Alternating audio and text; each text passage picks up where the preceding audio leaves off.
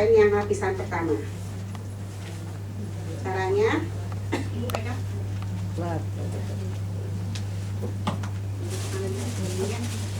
bonekanya jalanin dikit deh.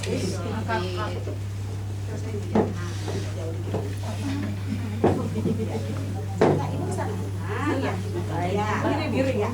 Oh, miring. Satu lagi mana?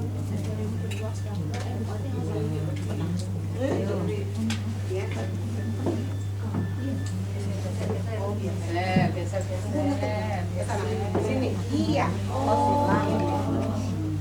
Sampai ke sini. Ya, ikutin saya. Sana itu dikit. Iya. Nah, ini yang harus rata. Bagian muka. Caranya gini ya. Bawah. Kenapa saya pakai kain supaya tidak mindset bahwa harus pakai tikar? Karena di Saudi Arabia, di Indonesia saja kebanyakan apa tuh tikar apa sih pandan ya. Kalau di sana nggak ada pandan. Baru lapisan yang kedua adalah jilbab. 3. Meletakkannya tadi saya tambahkan 4 jengkal untuk 2 di kaki, 2 jengkal untuk di atas ikatan. Karena kita pakai jilbab kan ditekuk ya, berarti kita meletakkannya turun 1 jengkal dari atas. Jadi nggak dipuru-puru mana ya, masa tahu gimana ya? Ya, ada sistematisnya, sistem peletakannya. Kira-kira di tengah-tengah 1 jengkal, berarti naik lagi. Ini cara, ibu ya. Lapisan kedua. Kalau laki-laki tidak ada jilbab. Seperti ini 3 kali.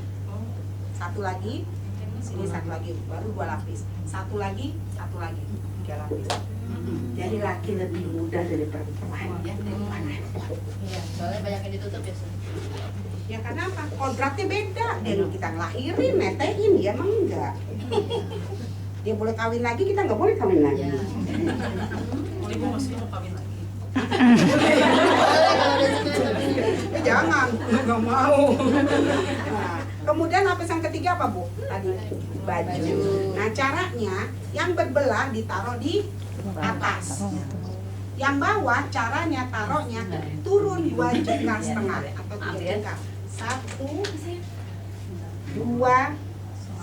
Ini taruh leher yang tidak dibelah, yang lubang.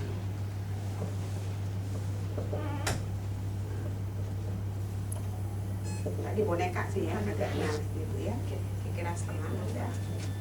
Ini udah tahu di bidang lagi. Allah, buat kalian jangan kabar meninggal aja ya. Ya Bu, ya, nah, kita gulung nih Bu, supaya tidak berantakan. Kalau rumahnya gede enak, Bu tolong ini kurang tengah. Yang mana? Ini? Karena ini. Ya, yang di tengah gitu. Yang di tengah ya. Setelah itu lapisan ketiga ada baju, lapisan keempat rok dan jilbab. Rok dan kemben sama dulu. Turunnya. Nah, di bawah leher sedikit turun, ini kemben ya. Ya, di bawah leher sedikit. Bawah dikit, lanjut lagi ke bawah. Iya, pas segini. Baru rok. Ya, jajarin dengan kemben. Ini di bawah ini. Ya, di bawah ini. Tapi mentok sampai ke ya, rata tengah-tengah. Rata ke sana dikit. Iya. Ya. Ya, seperti itu. Baru celana dalam.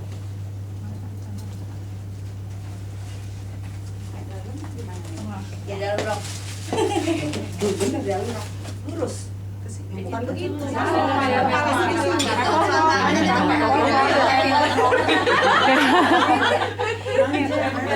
Hampers, Mbak.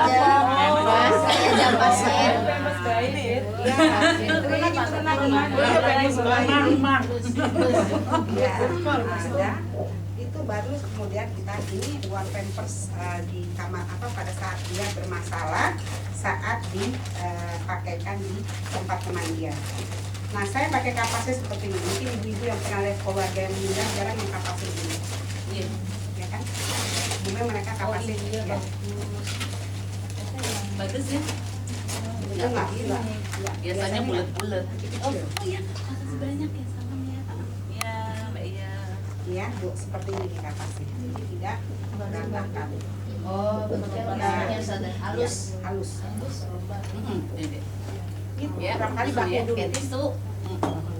Iya. Oke, seperti bahu ya. Jadi kenapa? Supaya bahunya tidak langsung pada saat digendong dengan orang saat dia mau dimakamkan, setelah rapi dimandikan itu tidak sakit karena dipegang sama orang itu sakit, makanya waktu saat menggotong itu lebih sakit ya. Saya belum ajarkan menggotong karena baru buat kain kapan ya. Kemudian ini lurus seperti tanda salib jadinya. Lurus ke bawah ya. Ini ya buat punggung. Terus sampai ya selapis saja. Kalau dia bermasalah baru ada 2 lapis. Ini kalau normal satu ini cukup. Ya. Kecelakaan tidak cukup. Jadi ya, ya sampai diagram. Udah seperti itu, barulah kita berikan pupuk kapur barus dan pupuk itu ya. Nah, ini diletakkannya tidak boleh Bu pakai bunga di sini. Kebanyakan orang banyak pakai bunga ya Bu, di kapas itu nggak boleh. Barus mana Bu itu? Ini tadi dipegang ini mau cendana mana?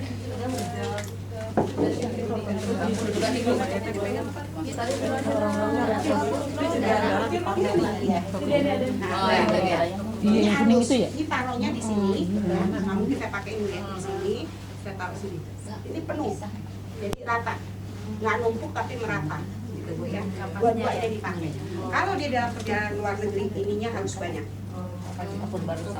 Dua-duanya, dua sumber ini harus banyak. Kalau dia mau keluar negeri naik kapal terbang, atau dia mau dikuburkan jauh setelah dia dimandikan di kampung halaman, ya mau ke Jawa Tengah, Jawa Timur itu kalau nggak naik kapal. Kalau naik kapal terbang beda, harus duburnya dikasih masukan. Kalau nggak akan terjadi peledakan. Ya, ada peledakan di dalam kan akan keluar dia melalui dubur dan vagina, melalui hidung dan kuping dan mulut. Jadi nggak sembarangan Bu. Iya, itu ilmu medis Bu, ilmu fisika itu. Semakin tinggi tekanan udara akan terjadi Kapasnya yang dipakai ini aja. ya kapasnya ini. Kalau ini saya pakai ini aja, tapi nggak ada lain-lain kapas lagi gitu Bu. Ya cuman seperti ini jenis kapasnya. Nah, itu kalau sudah dipakein, Ditutupinnya pakai apa? pakai kapas. Pakai kapas. Kapas ini aja. Nanti ada caranya, ya. Jadi ini cukup segini. Terakhirnya cuma dikasih bubuk cendana dan kapur barus. Tidak boleh ada kembang. Nah, kalau dia mau orangnya gemuk, ya ininya dilebarin. Semuanya Ya Bu ya. Karena nanti kalau sebelah sini kan kita pasangin lagi kapas. Tapi kalau dia lebar kayak saya ini gemuk nih Bu. Nah, jadi 2 gitu Bu ya. Oke. Nah, supaya tidak diinjak-injak kita gulung gini. Nah, Ibu gulung. Nah, gulung. Yang kecil. Nah, baru kita mulai memandikan. Nah, talinya, karena tali nggak digunting-gunting ya Bu ya. Kita bikin 3 Bu. Saya nih yang jadi itunya. Tapi jangan Pinter ya. Lagi hamil. Ya. Ini. Gak apa-apa sih Bu, jadi amal ibadah. Iya tuh. Tarik-tarik. Ratna mau. Iya, mau. Tuh Bu, Ratna dulu nggak apa-apa Bu. Ya kan udah ada patung kan saya. Oh, iya. Ada patung ya. Ini talinya ada 3 ya Bu ya. Tadi udah ngajuin. Bu, talinya ada 3 di tangan, di buah dada ya, di dada 1, di paha 1, di betis 1. 3 yang diletakkan. Yang nggak diletakkan nanti diikat di kepala lagi, tambah 1 lagi di kaki, berarti 5. Kalau orang yang tinggi sekali baru 7. Di atas 1 meter 65 itu 7 ikatan. Ya kan ada yang tinggi ya, ada tambahan. Tambahnya di mana? Tambahannya di Pinggang. Kan tadi panggul, kemudian tadi betis, tambah lagi di paha. 2 lagi tambah ya. Nah, karena ini udah kita ini diikat tuh maksudnya supaya apa sih Bu? ya memang ikatan Nggak lepas. supaya kainnya itu nggak lepas, nggak lepas.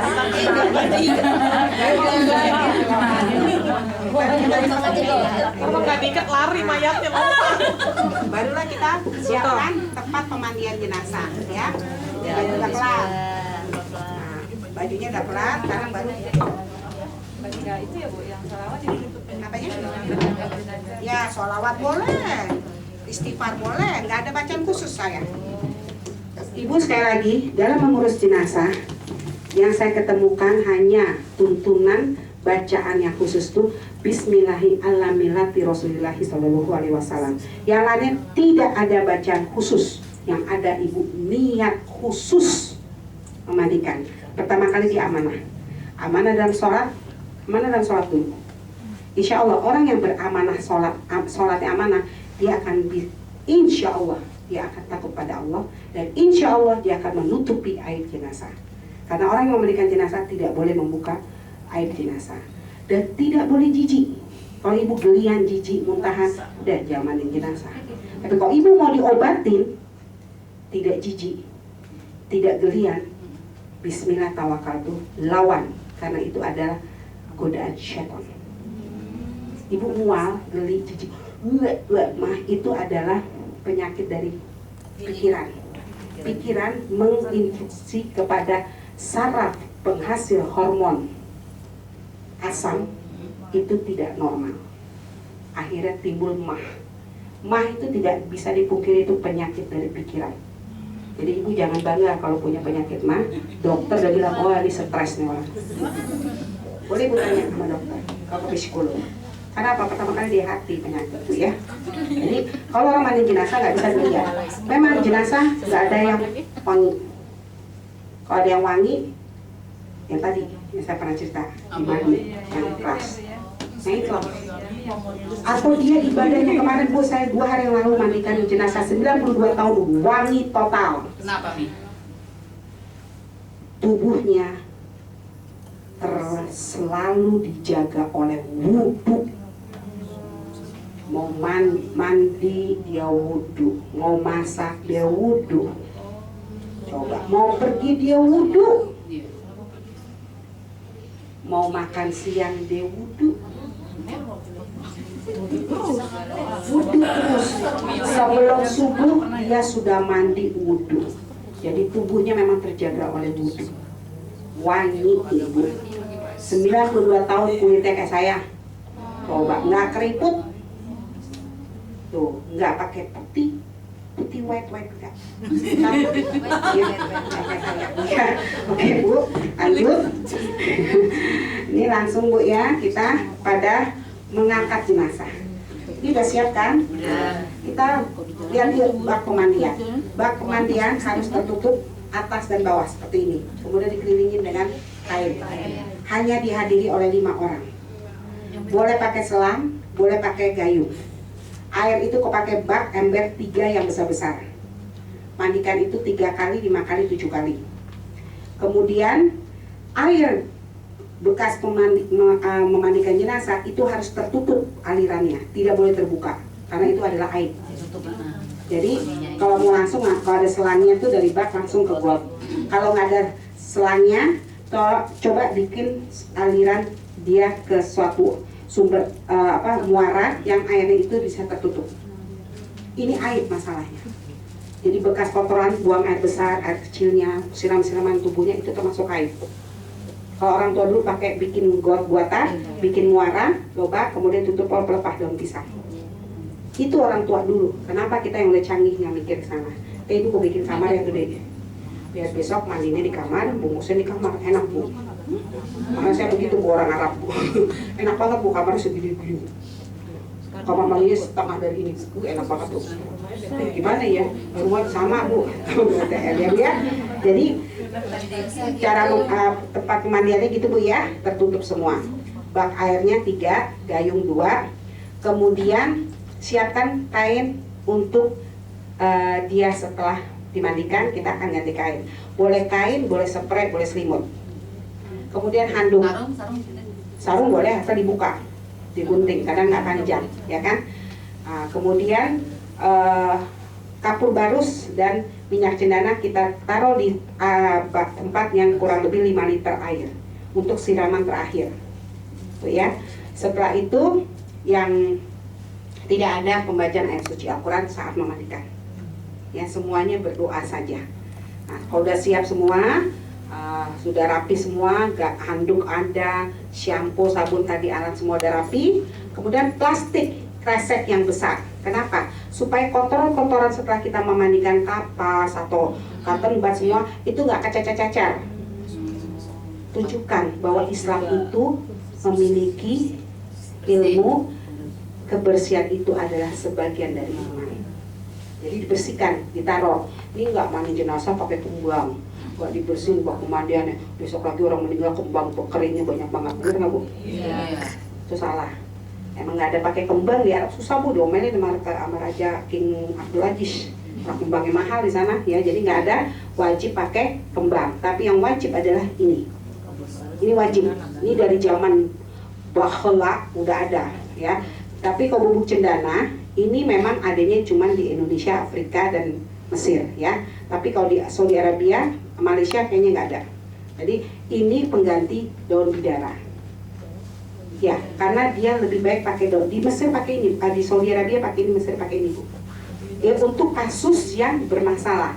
Di Mesir, Saudi Arabia, nggak kayak Indonesia. Meninggal di Bandung, kubur di Surabaya.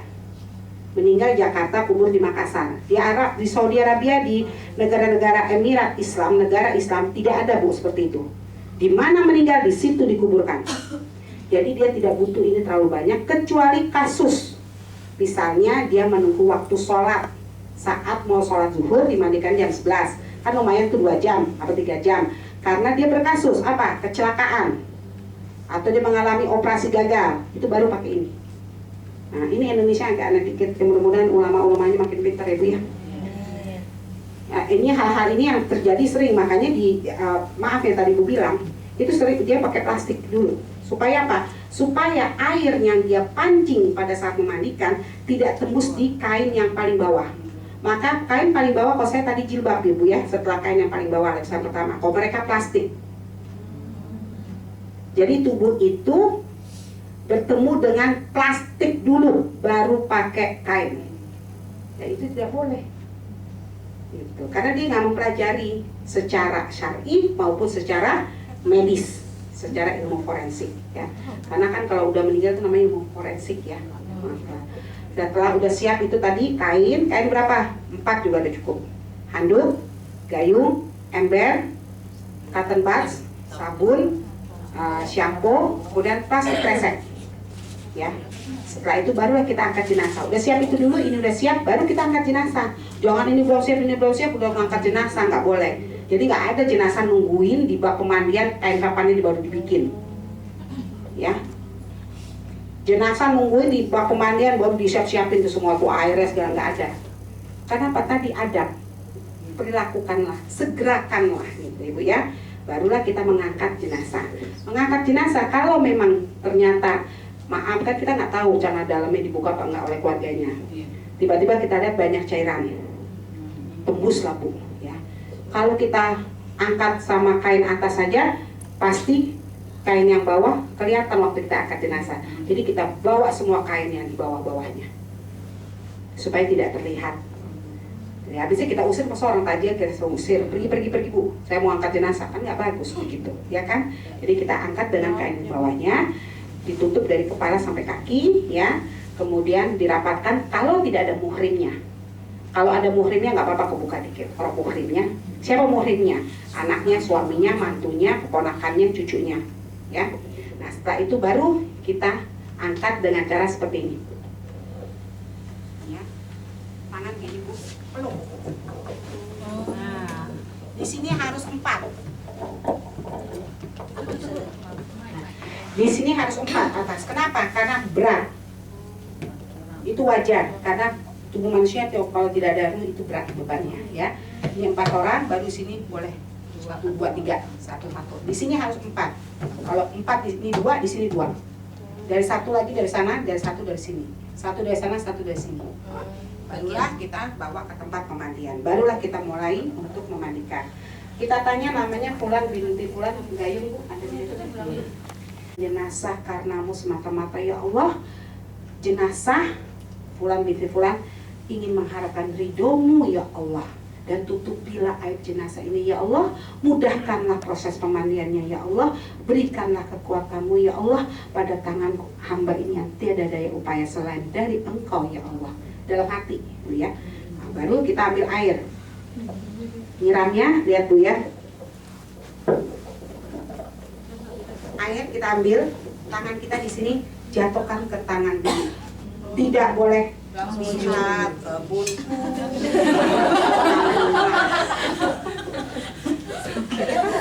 Kebunku kan begini.